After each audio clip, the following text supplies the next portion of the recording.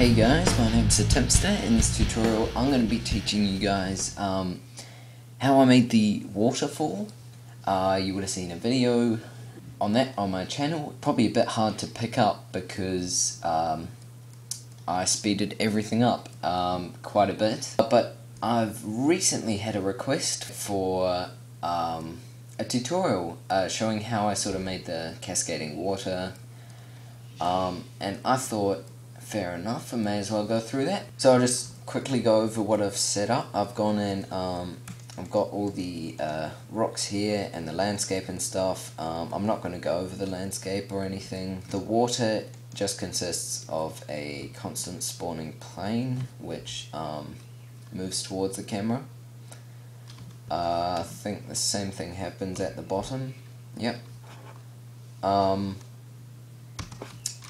for the cascading water, I've gone and got a cube and it's spawning a, if we go into here, it's spawning a textured plane with a quick sort of texture. I didn't really intend to make it work that well, but it did. I think it just looked something like that when I first started it off. So I just stretched them out and then animated them, so I had them fading in, and then as they fell beneath the floor. And then at the bottom here I have some splash spawners, which pretty much just spawn splash and fog as well, to give it a sort of nice misty effect at the bottom. But yeah, so that's what we're going to be learning today. I'm going to be teaching you guys how to make the cascading water and the splashes and stuff. So we're going to go ahead and go File, New. Then we'll have our starting scene here. Straight away go up to the top here, Blender Game. And then GOSL. And animation frame rate to 60. Now we can just leave this cube here. We're going to go into the object properties and name it, can name it Cascade Spawner. Then we'll go along to the physics tab and go no collision and invisible, because we don't want to see it or want it to collide with anything because it's spawning stuff. And we're just going to move it up here. Then we're going to add in another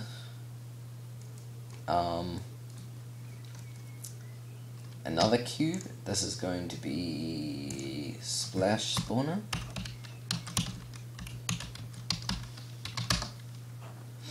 And I think that's, we'll have one more as well.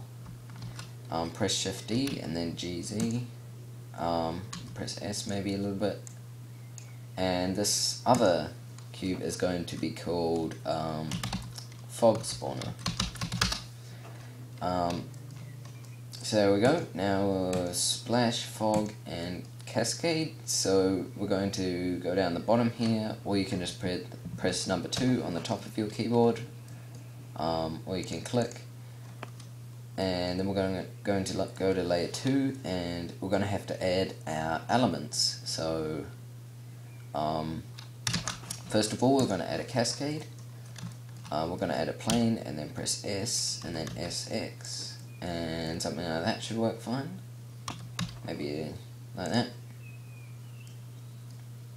And you can also, along the bottom here, select one of these. I think this one's to scale, this one's to rotate, and this one's to move. Then we're going to go to the materials tab, give it a new material, no specularity, no back facing, and transparency on, and no alpha. So if we're going to textured view right now, will be pretty much invisible. Then we're going to go to the texture panel, click new, make sure you're in textured mode if you want to see it. Click new, image remover, UV, and click this one here. This is alpha, so the visibility of the plane is determined by the texture. and we're going to go ahead and open up a texture. I've made one already called Falling Water. I'll stick that in the description, but it's fairly simple. I think I just went along with some sort of sponge paint tool, went over the background a bit, and then just added some main streaks through it as the falling water. Yeah, I think I had trouble trying to replicate it last time, so I'm just going to stick the texture in the description if you guys want it, so download link there. Then we're going to press Tab U Unwrap, and it's going to unwrap that plane over that texture. And now it will appear all black, and you'll be like, what? Reason for that is because there's no lighting on this layer, but there will be lighting on this layer. However, we'll turn this on to shadeless just to stop any other problems. Then we're going to press SX and stretch it out a bit, something like that, and then Shift D, G, Y, and SY, and just make it a bit wider, the next one. And the reason for this is we're going to have a cycle, so it's going to be cycling maybe 3 different planes. So it's going to be that one, that one, that one, that one, that one, that one, and it's just going to keep going around. And so we need variation in each one to give the illusion that it's constantly changing, which it isn't, but we can make it appear like it's doing that. So we're going to go up the top here and drag it across, UV image editor, then we're going to press Tab and go in this little window here, Falling Water, and I'm just going to move these vertices around, adjust a little bit, like that, just to give it a little bit more variation. What I'm also going to do for this little one here in the middle, I'm going to press Tab and then RX 180. It's going to flip the texture, and so instead of being the same with the 2 corners there, it's going to be on this side, and it's going to work quite well. So we're going to click our first one here and click, after you've added enough variation, so you can go into the UV image editor and pull as many vertices around as you want, or you can just scale it using these. Just make sure they are sort of different. Then go along to here, once you click on the first one, and name it Cascade 1, and name the second one Cascade 2, and for the last one Cascade 3. And for the last one, Cascade 3. Then we're going to, I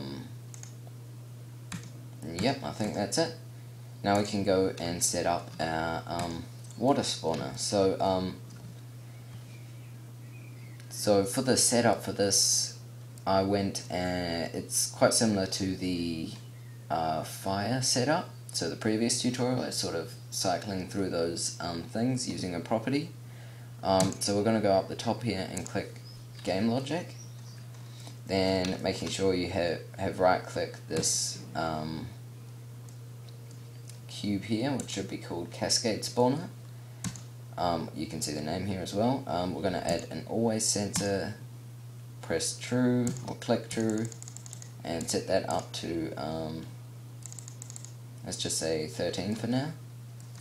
Then we're going to up here add a property. This one's going to be called counter, and integer, and it's going to be the number of planes we have. So the more you add, the same with the fire tutorial, it's going to look better, it's going to have more variation, it's just going to be a lot nicer to look at. So if you add, say, 8, or something, then you click in here and you put down 8. I've only got 3 though, so I'm only going to go to 3. Then I'm going to go on this side and add another property, join that in, and have an add counter and -1. Then I'm going to add a property on this side. When counter is equal to 3, then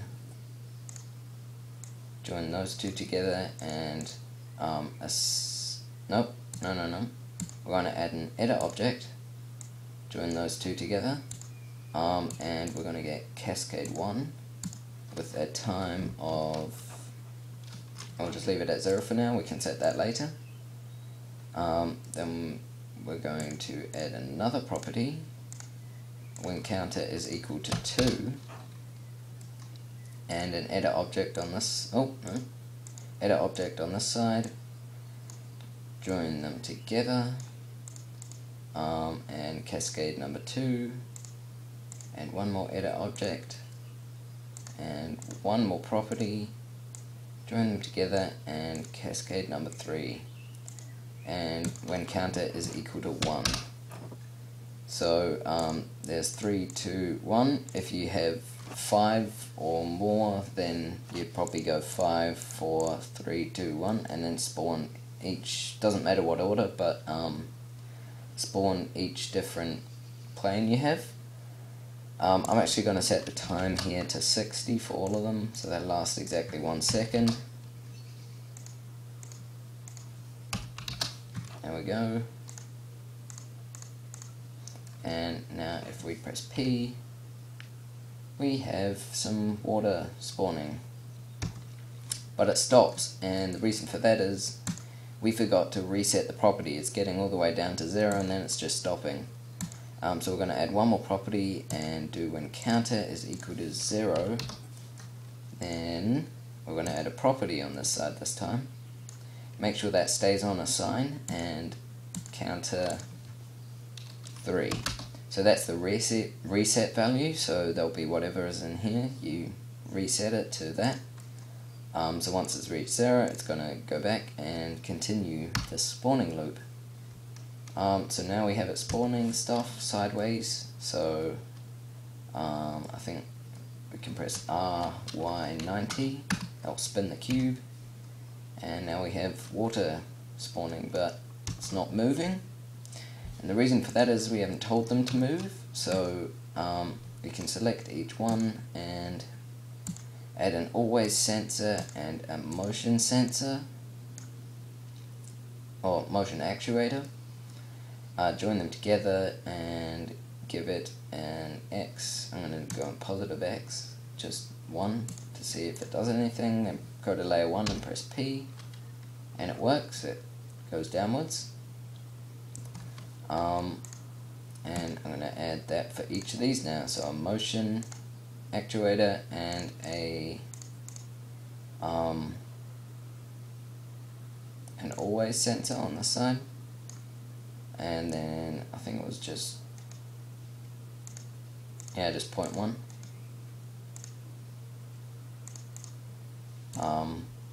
And same for the last one, always sensor, and join them together. So there we go, that's those done. Now they all should be moving, and there we go. It's moving quite nicely, but it's, well, I think it's way too thick in some places, so we can fix that by clicking on here and changing the frequency to maybe like 16. This will spawn them slower. You can also make it look a little bit less harsh by going, because they're all the same material, you can just go into the settings and change the alpha value for all of them. So 0.8, they'll make it a little bit more see-through, and when they overlap, they'll look a bit better. So there we go. I think that is looking okay. I might even just turn up the delay to 20. And then press P, and it's working quite nicely. But yeah, you can just muck around with it till you're happy. Right now, I'm fine with what I've got. There is one issue though. You can see it spawning, so just appearing out of nowhere. So we're going to go in the bottom corner here and drag upwards, and then timeline. I'm going to go to frame 0 and go to layer 2, select the first one, and go in the object settings, scroll down and click object color. Then go to the last frame and press I. Oh no, we're going to go to the object settings, and on frame 0 it's going to be invisible, so we need to click on the object color here under the object settings. So yep, scroll down and you should have object color here. Left click, drag down the alpha, and then right click, insert keyframe, and then on frame 20 it's going to be visible, so drag the alpha to full and then right click, insert keyframe, and it should fade in nicely. Now we'll just do that for the other ones, drag them all the way down to 0, no alpha, and frame 20, left click, drag that up, right click, insert keyframe, right click to select, left click, drag down, right click, insert keyframe. Oh, we forgot to insert one at 0, so drag it down to 0 and then right click, insert keyframe because it's already on nothing. Oh, and frame 20 needs to be on full color, so replace keyframe. So now they should be all fading in nicely, if you manage to do that. If you're having sort of trouble with this, then I recommend watching some sort of video on animating stuff. It will just make it a little bit easier to understand. But anyway, if we press P while on this layer now, nothing will be popping up because we're on frame 0, and frame 0 tells all of these to stay invisible. What we need to do for each one is drag it up so you can see them, and then also add another actuator called an action. This is the animation you just keyframed, and this is number 3, cascade 3, so we're going to select cascade 3 action, and end frame 20, and this is number 2, so add an actuator action, doing that up, cascade number 2, end frame 20, and last one, an action, cascade 1, and cascade 1 action, and end frame 20. So that part's done. Now if we press P on frame 0,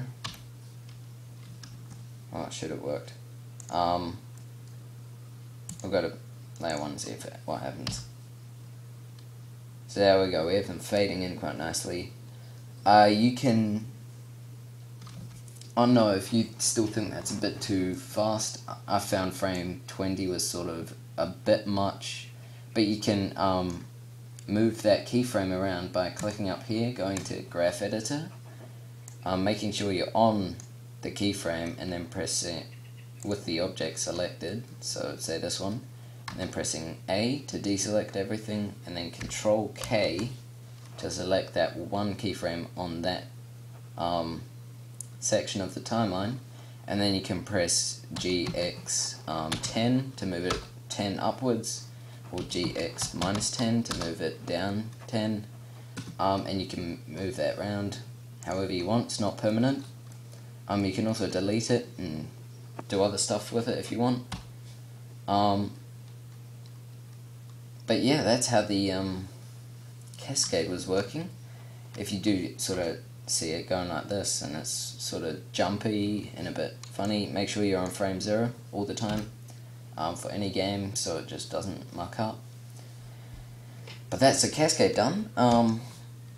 You might also want to animate them sort of getting bigger as they fall down, but I'm just going to leave that. I'm going to go straight onto the splash spawner, and I'm going to go to layer 2 and then press Shift S, cursor to center, and then Shift A at another plane, and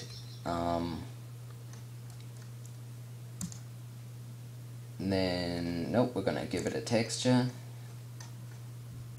and this is gonna have no specularity, no back facing, and transparency, just like the other one.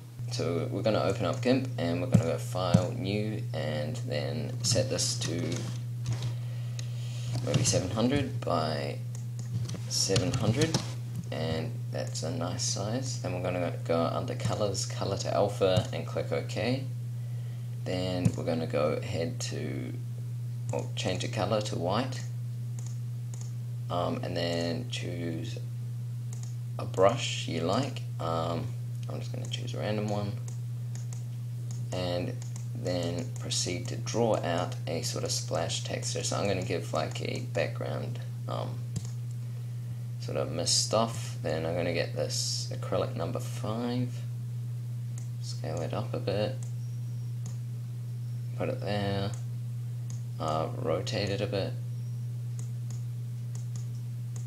and stick some more there. It's probably made it a bit too bright in the middle, but I'm going to add in some more. I'm also going to add in some sort of more detailed texture, maybe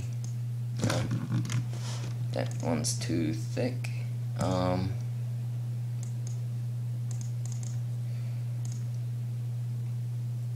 Maybe this one, add a bit of that in. Maybe make the size a bit smaller.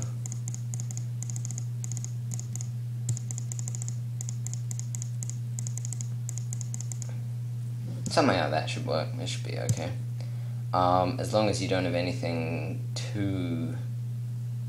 as long as you don't have any major details on the edge. I can see some that I've accidentally done, so I'm just going to go ahead and rub them out. And then go back to airbrush and smooth that out a bit.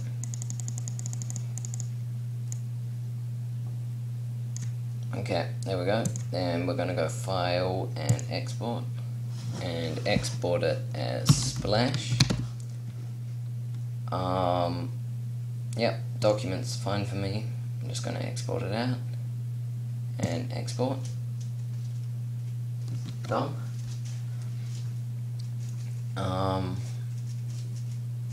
Yep, that's fine. We can go. You can close GIMP if you want, or just leave it open if you think you might need to edit some more. But we're going to go to Blender, to layer 2, and then press Shift A and add a plane. Press S to scale it, and move it over here because we have all this flowing water stuff, which we can actually move by holding down Shift and right clicking, selecting them all, and then moving them across. Then select our plane again, and we're going to call this Splash 1, and we're going to give it a material of no back facing, and give it transparency. We may as well also turn on shadeless, yeah, if you don't want your lighting mucking around with it. Then we're going to go to the texture panel, give it a new texture, image or movie, UV, and we're going to open up in Documents, or wherever you exported it out to. We're going to open up Splash, and scroll down all the way to the bottom and select Alpha as well. Then we're going to press Tab, U unwrap, and it's going to unwrap it for us, but it's going to be funny, it's going to be like half cut out. So while we're still in edit mode down here, we're going to click splash, the one we made, and then press SX and just scale it accordingly. We could also press 7 in this panel and then press U, unwrap project from view bounds, and that will just snap it to the edges of the texture. So that's easiest. If that's easiest, then yeah, do that. But yeah, that worked fine for me. There's a splash texture. I'm going to go to frame 0 here and scale it down a bit, then press I, insert scaling, then go to frame 60, press S again, and then press I, insert scaling. Maybe that's a bit much. Turn that down a bit, and press S, I, insert scaling. Just make sure you're on the frame on top of it to overwrite the previous keyframe. If you're beside it, then it's going to screw it up, but anyway, in the material, scroll down and select object color, then go to the object settings, and at frame 0 you can go and right click this object color, or actually left click, drag the alpha down. Actually no, we're going to keep the alpha up, right click, insert keyframe so it's fully visible, frame 1, and at frame 60 we don't want it to be visible, and then we're going to insert keyframe there. Actually we'll probably have it fading in, so if you go scroll in down here a bit, go to frame 10, and then set this to full, and then right click, insert keyframe, and then go to frame 0 and set that to nothing, right click, insert keyframe or replace. Then it's going to fade in and then fade out, and that makes the spawning a lot smoother and a lot nicer to look at. Next thing we're going to do is press Shift-D-G-Y, and if you want you can just view it in wireframe mode or just solid by pressing Z, so you can see what you're doing, but you'll have to go into textured or click textured to see what it will look like with the texture on it. We're going to call this one Splash 2,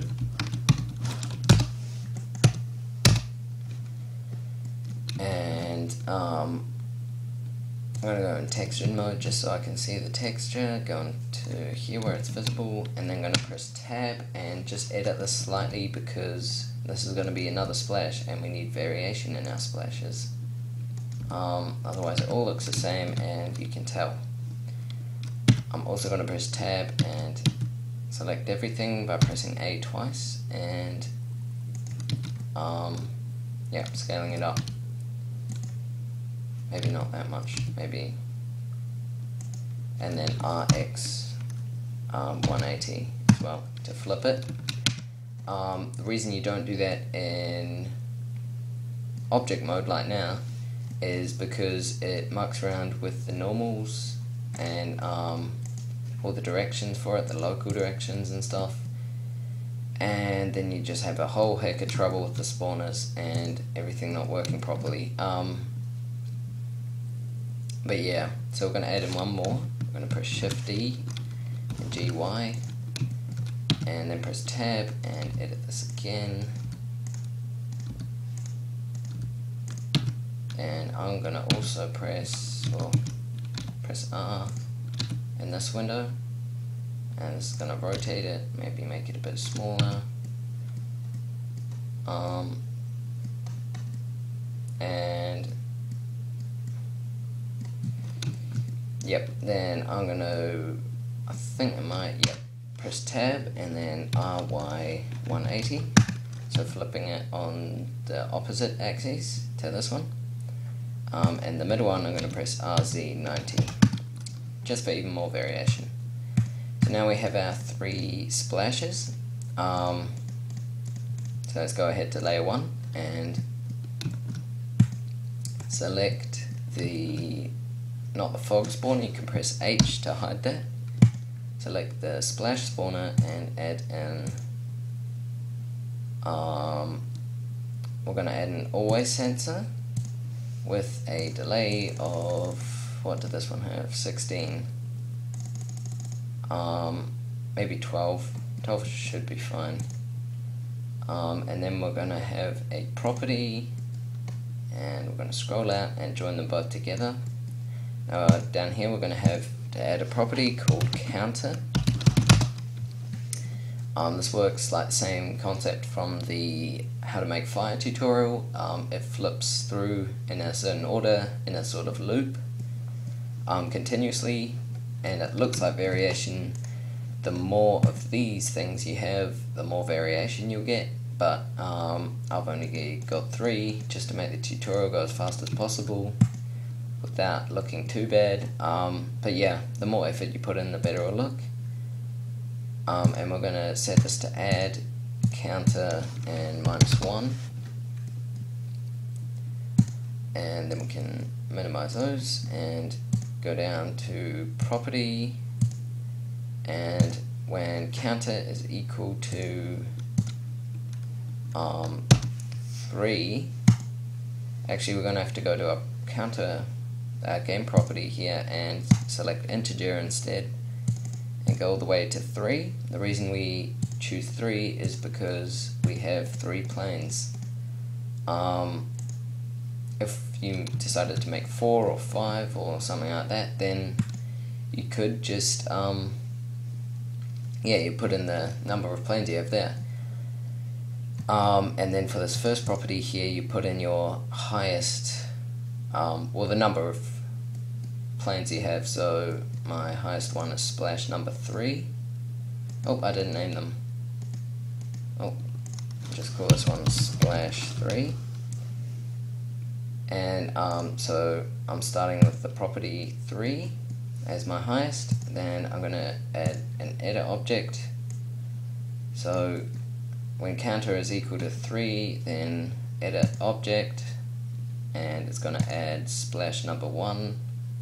You could we'll change it to splash 3 just for sort of logical purposes. We're going to add another property when counter is equal to 2. Then we're going to add an edit object, join those 2 together, and it's going to add the object splash 2. We're going to have to set these to 60 for the time. 60.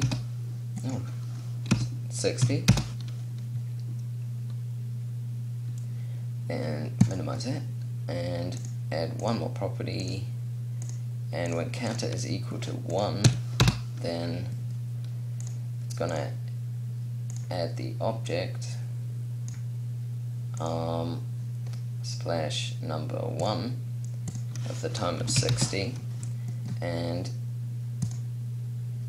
one last thing to keep the loop going is when the property counter is equal to 0, so it's reached 0, then we're going to add another property on this side, join them together, and it's going to assign property counter 3.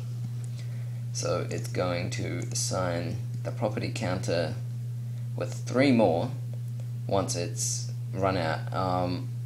So that's the number you have here in the property value. So if you have, say, 5 planes and that number's on 5, then you assign the counter to 5 to reset your loop. So once you've done that, when we press P, we have some splash sort of spawning, but it's not doing anything and it's sideways, so we're going to press RY90 to fix the sideways problem. And it's working now. Then we're going to go to layer 2, select this one. I think it looks a bit too cut off, so I'm going to press tab, and I'm just going to move these vertices roughly something like this. Yeah, like that.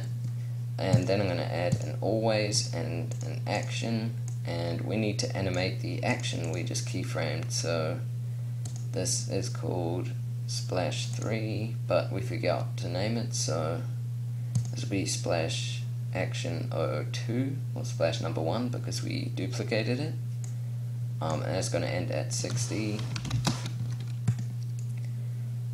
And then we're going to add an always sensor and action on splash number 1, and we're going to select splash 1 action and in frame 60, and do that for the last one. Add an action on this side, add an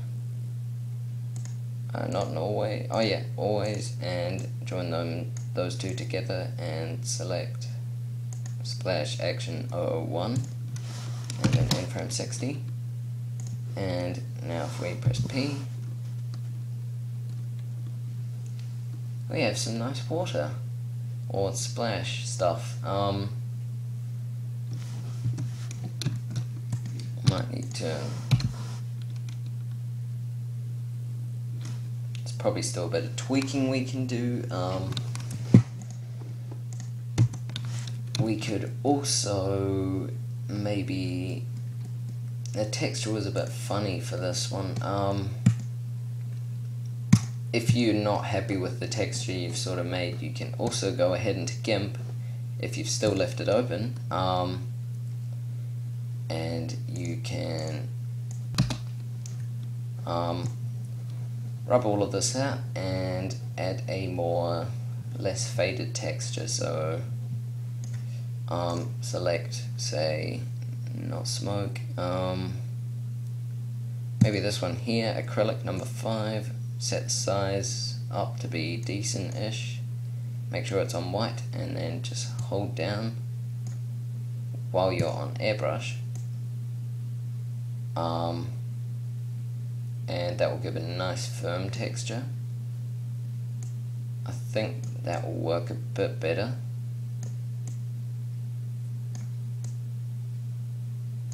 You can also, I'm going to change the rotation a bit. You can also go and get a texture and use this as an alpha map. I've found that worked quite well. I just can't find the texture on Google Images again for some strange reason, and I can't just give it to you guys because it doesn't belong to me, but yeah, if you do find something, you can use that as a alpha mask.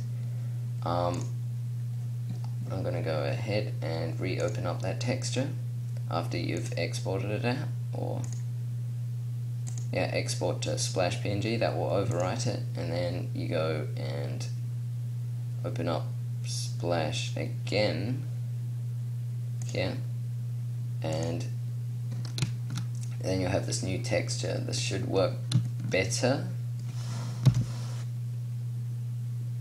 Yeah, I think that works better.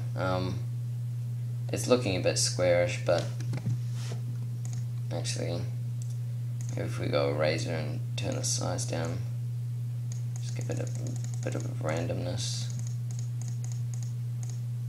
Then we're also going to get the smudge tool and smooth it out a bit, overwrite, see what that does, and now when we press P and we open up the image again,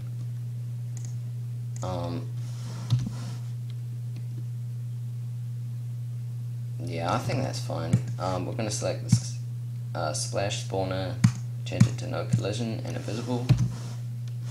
Same for the, when we press H and then Alt H, select the fog spawner, no collision and invisible. I'm going to press P, and that's your basics of a waterfall done. Now there's only one thing missing, and that's the fog. Fog is pretty easy to make. I'm going to go ahead to layer 2, then press Shift A, edit plane, press S to scale it, move it over here, call it fog, and fog. And I'm going to go to the materials and click new, drag specularity down, no back facing and no transparency.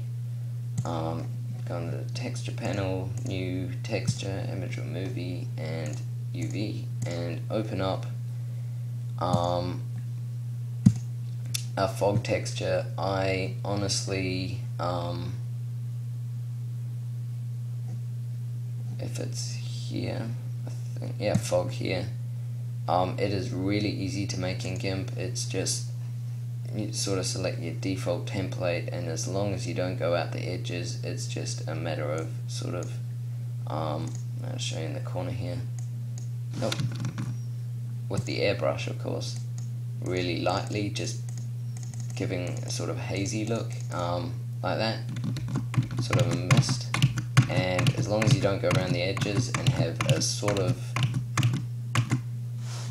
strange shape in the middle like this, it works fine. I'm going to use one I've already made. I've done it in a couple other tutorials. You can check them out. It's really easy texture to make. I just can't be bothered making it. So I'm going to press SY and go to, after we've added that in, and then press Tab, you unwrap, and that's going to unwrap the fog texture on for us, but it's the wrong way around, so we're going to select fog and then R90. I'm going to press 7 and then press U and project from view bounds. That's going to snap it to the image, and it's being annoying. We're going to press SX and just stretch out the texture. We're going to also, I think shadeless worked quite nicely. And definitely make sure you go down and turn the alpha to something like 0.4 or even 0.3. And in your material settings you can maybe make this a little bit blue if you want. So then I'm going to go ahead back to layer 1 and select the fog spawner and give it an always sensor and an edit object sensor. Join the two together like so. Go down here and select fog and give it a time of 60. We're going to have the fog fade out, so go to frame 0, then scroll down your material, select object color so you can animate the alpha, go to the object settings, right click, insert keyframe, and then on frame 60 we'll want it to be invisible, so no alpha. We could make it fade in, but it's pretty sort of almost invisible when it spawns anyway. What we're also going to do is add in size, so go to frame 0, then press S, press I, insert scaling, frame 60, S to make it bigger, and then I, insert scaling. And then when we press P, it's not spawning anything, so we go to the fog spawner here, then we go to layer 2, select our fog, and it's called fog, so layer 1, I think, this one, if we, that should be working. We just set that to true, and it's spawning fog, but it's sideways, and then we're going to press RY90, and it's spawning it, but still funny, so RX90, and we're going to set the delay to something like 10.